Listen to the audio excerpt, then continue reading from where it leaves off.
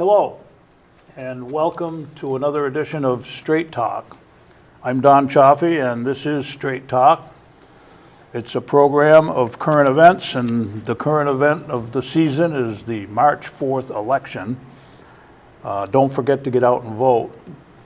We'll take care of a few transparency items here first, acknowledging that our guest, the mayor of the city of Rutland, Mike Doenges, and my wife worked together at OMIA. This was in another era, and it was a very amicable relationship. Yeah, it was great. And so we do know each other. Also, let me be very clear that even though some of you may know me in the leadership in Rutland Town, chairman of the board, recreation, whatever, that was a long and cherished history that I had. But any of the comments that I make today on this program, in talking with the mayor, are my personal opinions only. I don't speak for the board. I'd like to be able to sometimes, but I don't. I'm simply the tax collector, the delinquent tax collector in the town of Rutland. Mike, you know how important tax collection is. I do. To a municipality. Yes, it is. And I'd like to welcome right now Mayor Mike Doenges. Thanks for having me, Don. And give him an opportunity to make an opening statement, and then we'll get started. I do consider myself an equal opportunity political basher, so everyone's welcome on this program. And go ahead, Mike. Great. Thanks, Don. We're going to have fun today. So for those of you who don't know me, I'm Mike Doenges. I'm your Rutland City Mayor. I've been in the position for 2 years, and I think what we've been able to accomplish in that 2 years, while not as fast and as robust as I would have liked when I ran for the office, I think we've gotten really, really far. We've built a ton of momentum in the city. People are excited about what's happening in our downtowns. They're excited about what's happening throughout the rest of the city.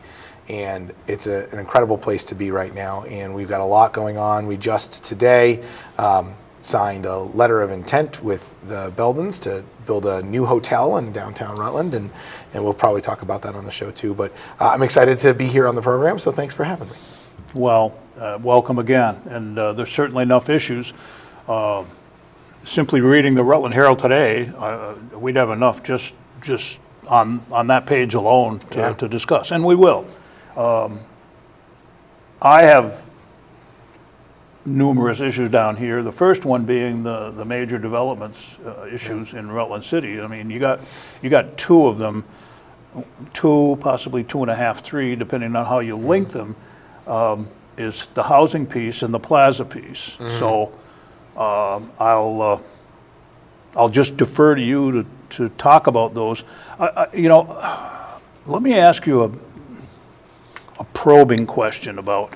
I mean, it's a done deal because TIF is a state program that the state authorized. Yep. Once they did away with individual towns' right to do tax stabilization, which, as you know, Rutland Town has done extensively in past years for our major industries. But we never did it for commercial. The town made a decision that we don't want to intervene in the competitive market, so it would be unfair. I'm asking you very specifically how you view that in terms of the fairness to one developer over another when it comes to other hotels in the Rutland region or Rutland City didn't get this break, and these guys are, and so how is that a level playing field? Sure, I think it's a great question. I think tax stabilization, among some of the other tools that the city has, should be used when there's a market failure. And we are seeing that. That pit has been empty since 1973, since the Berwick Hotel burnt down. And when there's a market failure, I believe that the city has the ability, maybe even the obligation, to step up and lend support where it can. We have to do it conscientiously, right? So right now, we collect a certain amount of taxes on that empty hole in the ground, let's call it, right? And without a hotel there, we'll continue to collect on that assessed value for that space. Giving tax stabilization, enabling something to come in that maybe financially wouldn't pan out otherwise, allows us to actually buy, if we take the TIF into effect and all these other things, by the 30th year, we're collecting tax revenues that if we had an empty pit for 30 years more, wouldn't be beneficial to our citizens. So it's a balance. And, we haven't seen a $35 million hotel come to Rutland in the past 20 years, so I don't think there's been an opportunity for a tax stabilization effort like this. Right.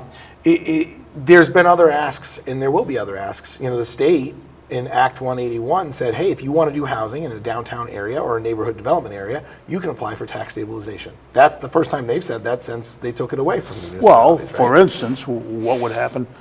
The follow-up question would be, what are your plans for the plaza? You've talked about the loss of Walmart that hits you at least a couple $100,000 a year just in taxes alone, plus the 1% revenue. So I think my assumption and most of your taxpayers' assumption is that you want to fill that with tax-paying entities. Yeah. And what if they ask you for a stabilization? So each case needs to be reviewed individually. And I understand the difference between the commercial and the industrial, but Rutland City isn't going to have a lot of industrial. We only have one industrial zone in our zoning, right? There's only one area that can go. So we have to look at the broader spectrum of what is the city's market, right? What does the city produce for revenues in different ways, and can that tax stabilization help encourage that from in that regard? You do understand the history of the industrial development in the region, that it was Rutland City and Rutland Town entities, leadership that got together and decided that we want to do an industrial park, and where they put it was in the town of Rutland. Right. So that being the case, I think there should have been, my own personal opinion is there should have been a lot more cooperation between the city and the town over the years in terms of the same water deals and so forth that you're going to provide to the hotel down there. And I would not, maybe it's time for renegotiation of those contracts, and maybe it's not. That's not my decision. That would be our board's and your board's We've decision. had a few phone calls about this over the past. Yes, we have, but, because, well, it doesn't do the region any particular good at all to have people out there thinking that one community is trying to blackmail another community with excessive fees for this or that or the other thing.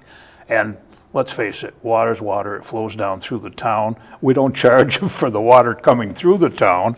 But, well, the best example is what happened over in Center Rutland with the West Rutland Town accommodation on sewer and water.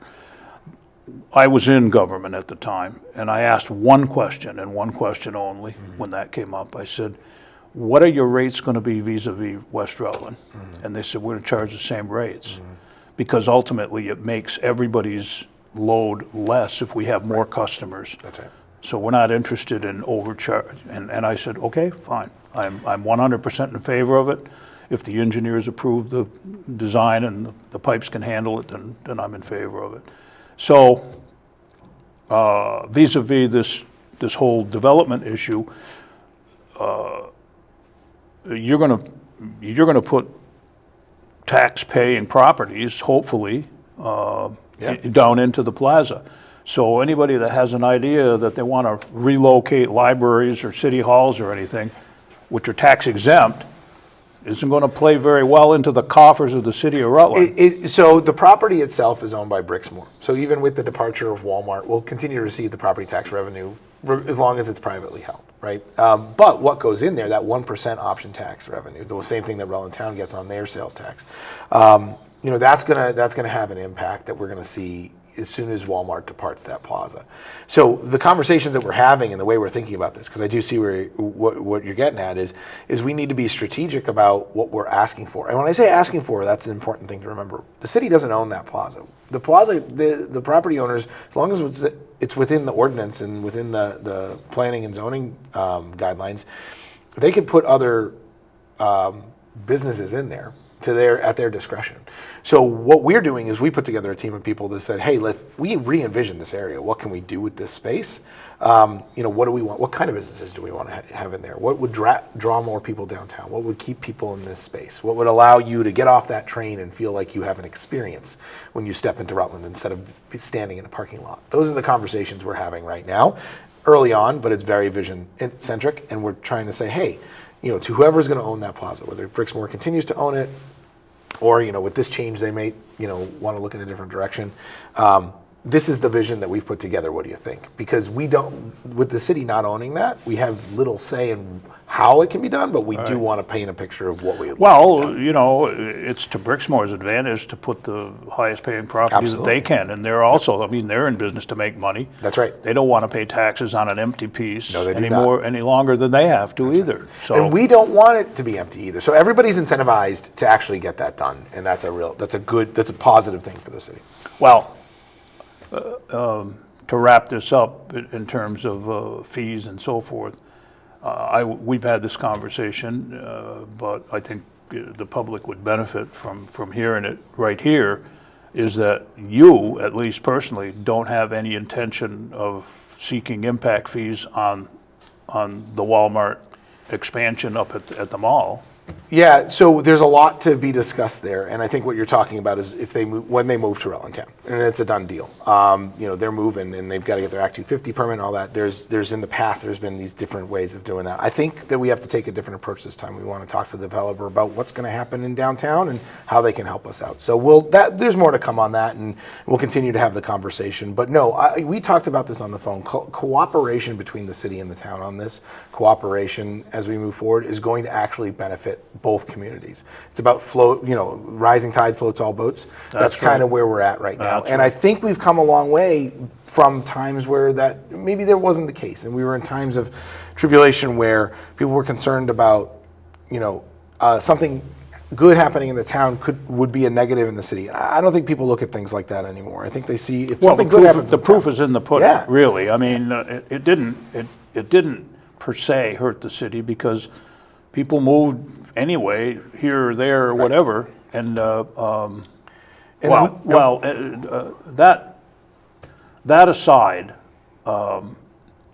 any development in the region that expands the regional opportunities for people to come into here, come into the region, is going to benefit all communities. That's right. And those people don't just go to the mall.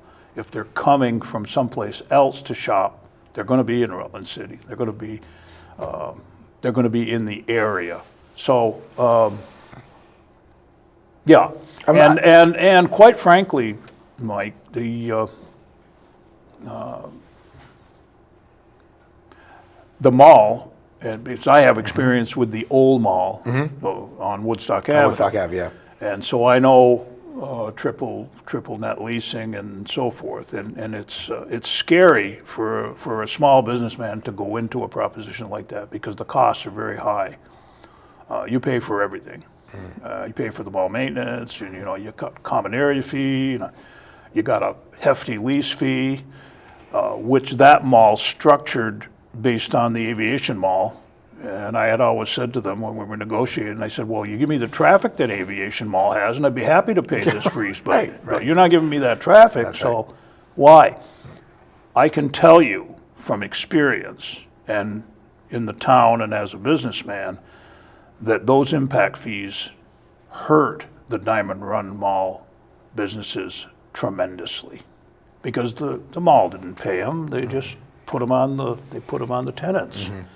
And the tenants could not afford to pay two taxes, one to the town of Rutland and one basically to the city in an impact fee. They couldn't afford it. And I think we have to learn from that history, right? I think that's really important. We have to learn from that history as to how we're going to approach moving forward. Sure. Is there going to be an impact with Walmart moving on downtown? Absolutely. Is there something that we can do that's amicable to everybody, the developer, the town, the city? I'm sure there is. And I'm sure it's just a conversation and we can get that started. So I like I said, collaboration, cooperation is going to be the key to the process. And we have to do our part to make sure that we don't rest on our laurels as Walmart heads to the town. We need to be making sure that that plaza is got some vision and some kind of design to what we'd like to see next there, so that if the property owner, in this case Brixmore, says we want to do something, we can hand them a nice little package. We'll finish this discussion and I'll give you a piece of personal advice from Don Chioffi. In all the history that I have in the region, which is a long time, more than you, yes, the Rutland town has never, ever, once, ever opposed Rutland City in the Act 250 process based on loss of revenue or loss of business or whatever. Never. Yeah. I'd like to see some reciprocity. All right.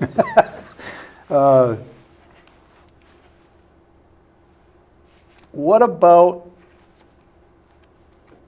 transitioning the city? I thought about this and I wanted to ask you about it because you're in the position right now. Sure. Am I correct in assuming that this is a weak mayor system? So it's actually a strong mayor system, but there's a lot of direct to the board. So the state of Vermont considers Rutland a strong mayor town, unlike Winooski, which is a weak mayor, or some of the other towns that have a mayor that's the committee. So Rutland and Burlington are strong mayor towns, but Burlington's mayor is much stronger than Rutland's based in their charter. So we were talking about this before the camera started rolling. The department heads report to the board. I'm in charge of kind of the day-to-day. My job is it says it in our charter, right? It's the chief executive officer of the city. Everybody reports to me. We set the goals and the visions, but the board kind of has a say in a lot of that, even up to the appointment of those department heads. Right? You see that in our charter as well. So it's a very interesting strong mayor town. It's not what you would find, say, in Ohio or other states where they have strong county government and strong mayor government. Vermont's a little bit different in that respect. So, what would be the advantage and or the disadvantage of transitioning into a city manager system as opposed to this version of a strong mayor system? Yeah, I think in the long run, there's probably great advantages. City managers come with years of schooling, training, and experience, right? You'd hire in Rutland if we were to move to a city manager. And yours is OJT. Right, exactly. I have to take my experience from my other industry and had to bring it to the mayor's office. And it worked out. And over the past 2 years, I've learned a lot. I think what you would find with a city manager is, especially if all the department heads are reporting, it would make things simpler from an administration standpoint for sure. And we don't have a select board though. We have a board of aldermen. There's 11 people. So we're not set up in that way. So to get to that point would require a lot of work on charter changes. It would require a lot of restructuring of how we go about appointing those positions. But I don't think it's something that we shouldn't look at. I do think it's something that needs to be considered, just like options, because it could be more efficient from a dollar standpoint. It could be better for city operations if you don't have a mayor, if you don't have a strong mayor that has experience operating a large budget. That could be detrimental to a municipality. And when we go into these elections, we want to try to elect someone that has that level of experience, but that's not always the options that are on the table. So I don't think it's bad. But it would be a pretty strong change to go through that process. What I guess we talk about these things, these issues, and you have responses to them, and we sit here and we think that these are the important things to talk about. For the average citizen out there, though, for the average taxpayer. Yeah. What is that taxpayer thinking about? He's thinking about reaching into his pocket and how much money he's got to put out. And you know as well as I do that the city of Rutland's taxes are some of the highest property taxes in the state based on population. I was having a conversation with somebody the other day, and there was this map, and it showed all of the most affordable communities, the 50 most affordable communities in the United States. And Rutland City was actually on the map because it's a city. They were looking at cities. But it was one of the higher, more affordable communities. So while we may be more affordable than, say, a town outside of Boston or something outside of Albany, it's still very expensive to live in Rutland City. Our taxes are very high. And it's something that we are constantly looking at. 50% of the tax bill is the school. So I don't have a lot that we can do there. We have a school board, and as we go through that budgeting process, that's its own ball of wax, and the state's working on that now. So what we have to look at is efficiency. And one of the things I talk about all the time is we have been running Rutland City on a shoestring budget, and our shoestrings are pretty torn and tattered. We are a necessity-based budget. We have very few frivolities. And a lot of the reason that it's expensive here, Don, I don't know if you remember in the 90s, there were about 22,000 people living in Rutland. Well, this is it. You're down to 15,000. Right. So 15,000 people are paying the same bill that 30,000 people should be paying. Now, in regards to that, and this is a touchy subject because it it kind of gets into unionism, and I don't particularly want to talk about it. If you do, that's fine, but that stuff gets hairy all around because there's so many nuances to it. People are individuals; they vote the way they want to vote. Union management takes a position and whatever. But the fact of the matter is, when the population drops that much, and you still have the same employee load, it's got to impact the city, significantly. Not only the current budget for personnel, but the retirement budget and the retirees and the pension deficit, and The city has taken steps on the pension side. So we do have our own old school city pension. We've moved into the VEMR's program. So any new employee is part of the Vermont Municipal Retirement System.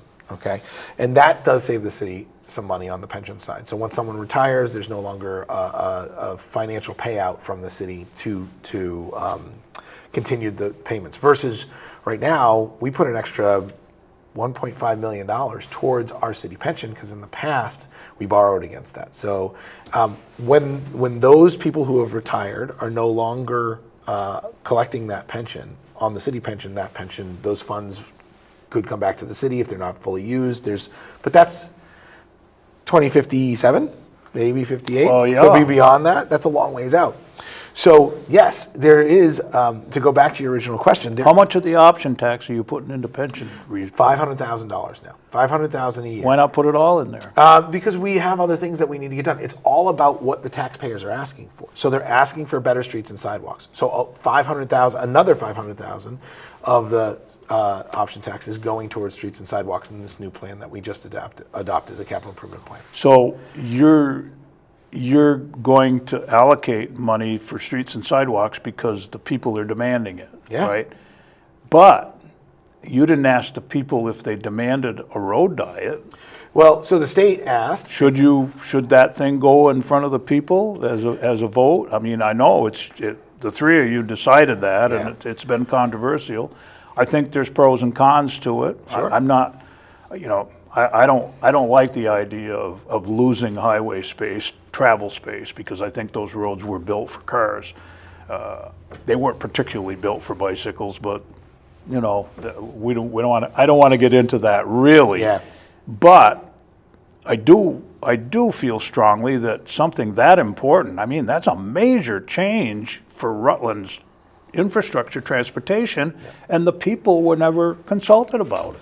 So I'll argue with you a little bit on the point. We did, there were several meetings that were held to get community feedback, and they were pretty well attended, 40 to 50 people each, sometimes. Right, out of 15,000. Right, fair, absolutely fair. Or 58,000 in the county.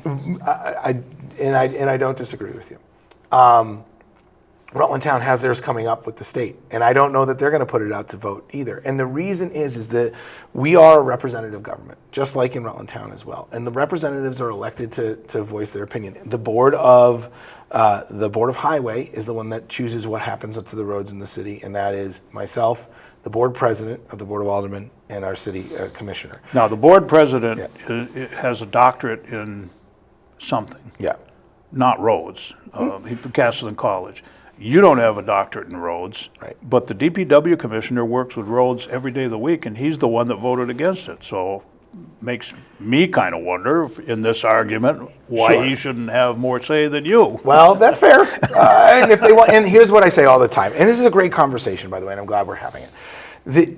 What I say all the time is if we don't like the way the rules are written, we can't just not follow the rules. We need to change them. That's our job. That's the role of government. The legislature, if they don't like the laws, they change the laws. The Board of Aldermen, same thing. So we have the ability to do that. And if that's something that the public wants to do, they have the ability to do it as well. So in this case, we had to make a decision. We had a period of time to do it, and we made it. We made a decision that we thought was best for the city based on those that have PhDs in road reconfiguration. And those are the experts that gave us the data, the federal government. Well, the state has a certain ideological bent on how they want this system to go, and that was pretty evident. And they used their power, but I'll give you the perfect example. When the repaving of the Center Rutland stretch for business came up, they proposed the same thing. we were strongly against it. The people were strongly against it. I was in that discussion or argument or whatever, excuse me, and my point was in the whole issue, don't argue ideologically, just argue factually. So I went and did the measurements and found out that we could do bicycle paths that were the widest, largest in the whole state of Vermont, way over what their requirements were for bicycle paths, without losing a travel lane on either side. And it was done, and they're there, and they're used, and it's still got 4 lanes. Yeah. And so for us, and for me, specifically for me, it wasn't about the bike lanes. And I've told everybody this. I've had the same conversation. The state put them in because there's space. But for me, it was about slowing down traffic on Woodstock Ave and 7 North. There are so many accidents, left-hand turn accidents, that have happened on those roads. So it's improving safety. That was the mission. That was the thing that we were asked about all the time. I mean, we can go back to the show that I recorded with you, because I believe we talked about this right before I ran last time. The mission of slowing those roads down was the key, and it was successful. We have people that objected to it in meetings with us that have come back and said, I'm glad that we did it. So listen, here's the way I go about things. It's about data. In this case, the data was given to us that this is going to be safer for Rutland, and it's not going to create much more congestion. It's only going to change a few things simply. The data that we've gotten back so far, and it's only a short sample. It's only a short sample.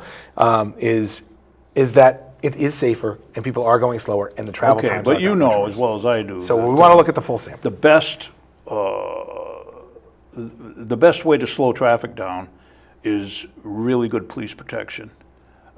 You got to have enforcement. If you don't have enforcement, then the rules are no good anyway. It's just like stop signs. You got a lot of people that are blowing through stop signs all the time, and that is really a lot more dangerous than people think. When you got a 4-way stop sign and you're assuming everybody else is following the rules, right, and you're the first one in, and you start out and somebody else is coming that doesn't. That's dangerous. Well, as my police chief says, you got to be there to catch them. That's the problem. That's it. So and then there's also the thing of these stop signs that I'm sure you've heard it before. The stop sign at the church coming onto Woodstock Avenue, and the stop sign up that other street and I asked what they would. Well, that was done to slow down traffic, because you don't put stop signs on main roads where just one